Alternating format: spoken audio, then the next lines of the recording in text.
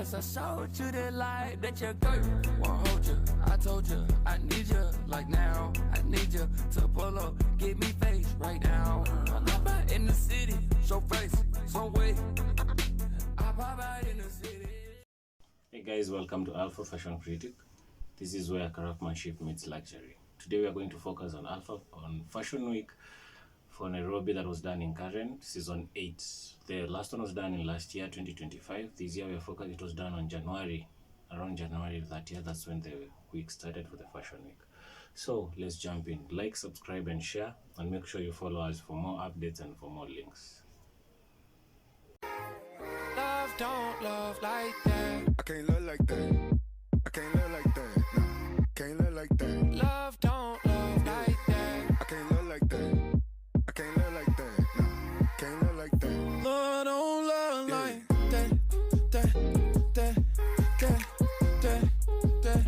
Love don't love like that. I can't love like that. I can't love like that. The theme was decarbonization and sustainable production centered environmental and in heritage and commercial reliability.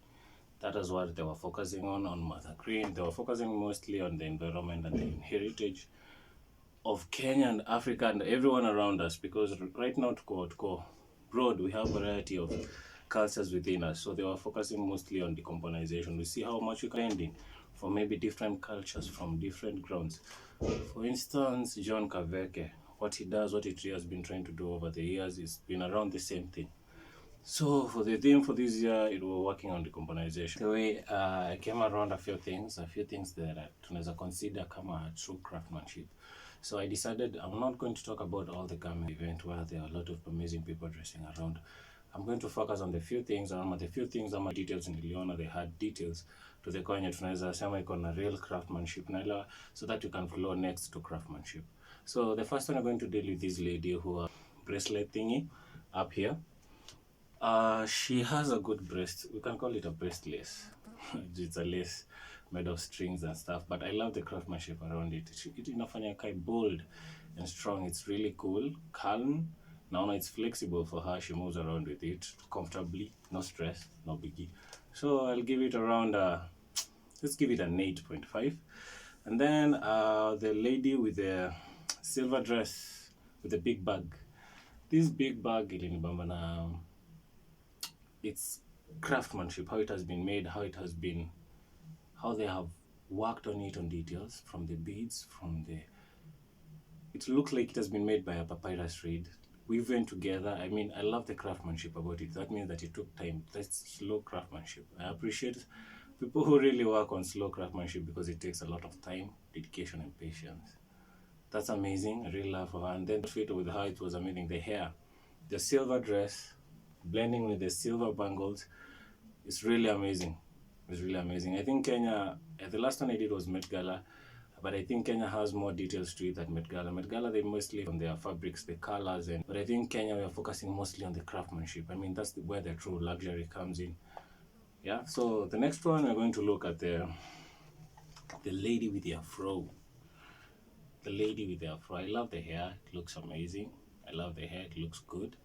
It makes her look poppy, standing out with the past, with the magazine covers. I love how it's been done. It looks like they've printed a magazine cover on a purse. That's amazing. I love the bangles. They look good. She looks calm, contented, and strong. I like it. She's bold, definitely. So we'll give her around 9. Let's give her a 9. Let's give her a 9. I told you, tutachukua only the people that tunaona. There's detail to the fashion. There is authenticity in the fashion. There's some true craftsmanship in the fashion. Those are the kind of people I'm going to choose. I'm not going to give you the whole overview of everything. I'm just going to give you the specific. The rest tutafanya tu overview. You see how amazing people are looking there. Watu walikuwa wanakaa What amazing, not like. Anyway, there was this white lady. I loved the detail she was trying to bring about, the flowery thing with the vase on her face. The makeup, manze, top notch. I think anafaa afanye kwa film for makeup. I mean, look at bonga leo maua. It's like a sunflower inside the cheek with some butterfly on her hair. It's good. I don't mean to be rude or anything, but I think that kind of people like her, they're really good with decorating and they love flowers and butterflies. but it's amazing. I loved it. I loved it. And then there was this kaftan dress. It sequence for the fabric. They used flared for decoration. Have you seen the decoration? They are flaring. It's like this flowery thing I made the other time. Whoever uses decoration can understand the stitching process, how delicate it can be. Now imagine this is a kaftan whereby they have to put the whole flower around it from the hemline to the hand cuffs, all around back to the hemline, front and back. I mean, that's good. That's real craftsmanship. That's amazing. That's time taking, consuming patience. I mean, give her flowers. Whereby she went around, did with her golden earrings, the head wrap, it was amazing. I loved the flow, I loved everything about it. And last but not least, Studio Lola designed. I love Studio Lola because they focused on the doodle, they focused on the streetish kinda vibe. It was good because streetwear, we had some other companies in between that were dealing with streetwear, and that's good. The reason why I think Lola decided to focus mostly on the type of doodle writing and that type of action. Okay, John Kaveke did the Japanese. I love his creativity. He mixed up the Turkana vibe and Japanese vibe, Vimonos, blending in fabrics. I mean, trying to create the harmony between the two cultures and the harmony between the two variables is really crazy. But I love how bold he is, and he tries to make. Although some look kinda, you can't wear them on the streets, but creativity, I'll give him 9.5. I think he's the design I'm going to give the most. We had Ivana. Ivana focused on handmade garments. I loved them. How she was focusing on shanga. She was focusing on the brown linen. I love how she was using linen for the embroidery parts, details she was using with linen. Linen goes well with the hand stitch and mostly embroidery type of printing. And I love how she incorporates that. It's one of the best thing about them. Handcrafted things, they are slow paced for sure. Like they end up giving us the best products by the end of it. That's for Yavanna. I really loved the flow. I mean, if you have that kind of fashion, that kind of patience, you can work in fashion industry. For we know the streets it's kind of slow, but we keep on pushing. Anyway, Ivana was celebrating textured silhouettes and delicate beadwork relating to handwork. You can see how she's incorporating shangas to her dresses, shangas to her t-shirts. I mean, it's time taking, casual. That's why we put on it like how am I going to say this? A real craftsmanship. And then John Kaveke, the Masai pieces, they were amazing. Just like I said before, top notch. I'm not even going to talk about him anymore. I think I've talked about him so far, so good. John Kaveke, 9.5 out of the Fashion Week 2026. I think for me, tumemwachia hiyo. Anyway, there were other companies that were involved. There were other type of designers who were showcasing to the ground. It was amazing. Let me name them for you. We had ACI Nord, American Streetwear, that works with the youth culture. They mostly focus on the streetwear and the youth culture. We had Nania Bayoani, where they were using Bagolan textiles. They mostly focus on Bagolan textiles.